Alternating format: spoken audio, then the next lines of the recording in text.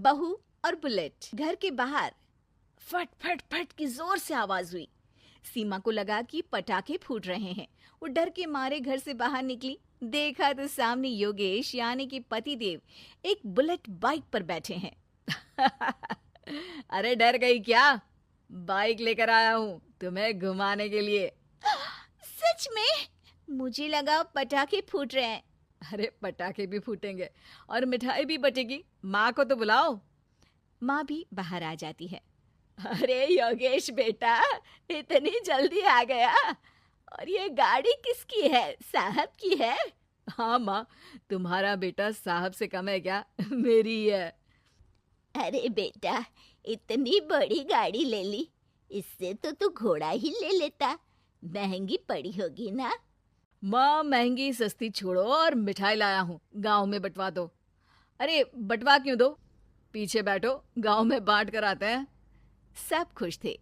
योगेश गांव के बाहर एक कोयले की खदान में मजदूरी करता था। मेहनत और अकल से उसने वहां ठेकेदारी का काम सीख लिया और सूझबूझ से ठीक ठाक पैसा बनाने लगा। गांव में बात फैल गई कि योगेश के घर धमाका गाड़ी आई है। ऐसी गाड़ी पहले कभी किसी ने गांव में तो देखी नहीं थी। योगेश और माँ गाड़ी से वापस घर आ जाते हैं। बेटा, बाबूजी ऊपर से देख रहे होंगे और आशीर्वाद भी दे रहे होंगे तुझे।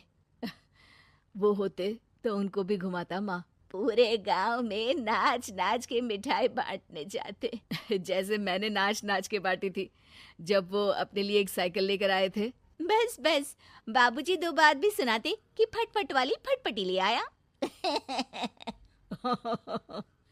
सीमा आगे कहती है, अपने लिए तो ये गाड़ी ले आए और मेरे लिए? अरे ये गाड़ी तुम्हारे लिए ही तो है। पक्का मेरे लिए है? अरे पक्का तुम्हारे लिए है। अगली सुबह जब योगेश सो रहा होता है तो उसे बाहर से गाड़ी की आवाज आती है। वो घबरा कर चिल्लाता है, चोर चोर, मेरी गाड़ी ले जा रहा है, चोर चोर। माँ भी जागती है और योगेश के साथ दरवाजे की तरफ भागती है। जैसे ही दोनों बाहर निकलते हैं तो देखते हैं कि सीमा गाड़ी चला रही है।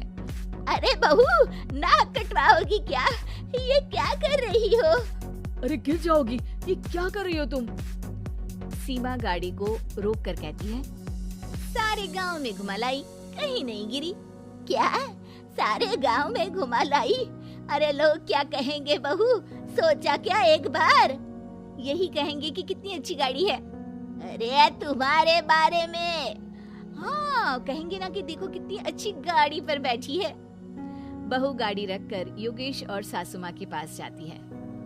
तुमने कब गाड़ी चलाना सीखा?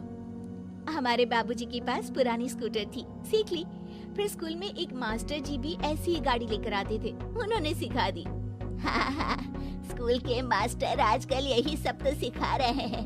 पढ़ाई का कुछ सिखाते तो कुछ भला होता। अरे बहू, अब गाड़ी मत चलाना। हमारे परिवार में कभी किसी औरत ने पीछे से आगे की सीट पे आने की हिम्मत नहीं की है। तुम भी मत करना, समझी? जी समझ गई माँ जी। सीमा सास की बात सुनकर चुपचाप रसोई में जाकर उदास होकर खाना पकाने लगी है। सास सुबह सुबह मंदिर से पूजा करके लौट रही होती है। तभी उसे दो औरतें रोक लेती हैं और कहती हैं, अरे बहू को थोड़े अच्छे लक्षण भी सिखा दो। गाड़ी चलाने निकली थी, गांव की मर्यादा का कोई ख्याल नहीं है।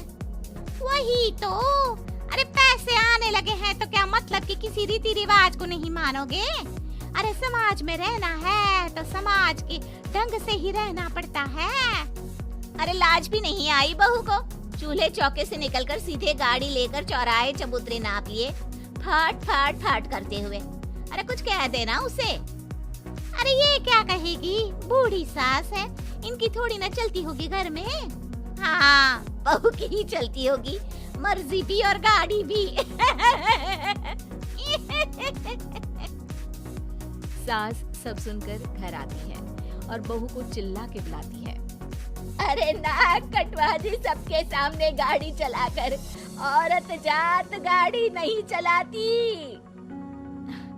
शहरों में तो 4 पहियों वाली गाड़ी भी चलाती है और हेलीकॉप्टर, हवाई जहाज भी। शहर में थोड़ी ना रहती हो मैडम साहिबा। आज के बाद गाड़ी से ही नहीं, यूं भी निकलना बंद तुम्हारा घर से। माँ सही कह रही है। कहीं भी जाना हो तो मुझे बता देना, मैं लेकर चलूंगा। आज माँ को तुम्हारे कारण कितनी बातें सुननी पड़ी। इतना कहते हुए योगेश वहाँ से चला जाता है। बारिश की वजह से कारखाने के रोड पर कीचड़ रहता है, इसीलिए योगेश गाड़ी घर रख कर जाता है और किसी से लिफ्ट लेकर कारखाने पहुंचता है ताकि नई गाड़ी गंदी ना हो। लेकिन शाम को इतनी तेज बारिश होती है कि उसे वापस आने का कोई साधन ही नहीं मिलता।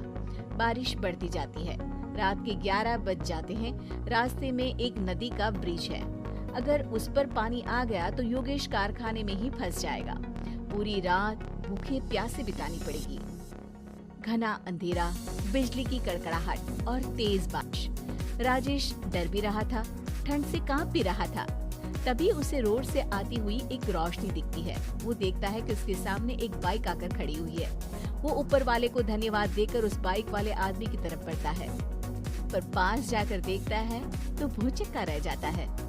सीमा, तुम यहाँ इतनी बारिश में गाड़ी पर? पहले बैठो तो, नदी ब्रिज पे आ जाएगी तो जाना मुश्किल हो जाएगा। योगेश गाड़ी के पीछे बैठता है। सीमा गाड़ी चला रही है। मैंने तो तुमको पहचाना ही नहीं। गाड़ी की आवाज तो पहचानी होगी ना? अरे पर मुझे नहीं पता था कि तुम आओगी। अच्छा किया कि तुम आ गई। माँ नहीं आने दे रही थी, पर हमेशा पति पत्नी की रक्षा थोड़ी ना करेगा, पत्नी को भी तो करनी चाहिए। योगेश को सुबह अपने किए पर पछतावा होता है। उसकी आंख में आंसू आ गए जो बारिश की बूंदों में बह गए थे। उसके बाद सीमा को सास ने और योगेश ने खुशी खुशी समाज की सीमा लांघने की मंजूरी दे दी। अब वो जहाँ भी जाती फट फट फट गाड़ी पे ही जाती।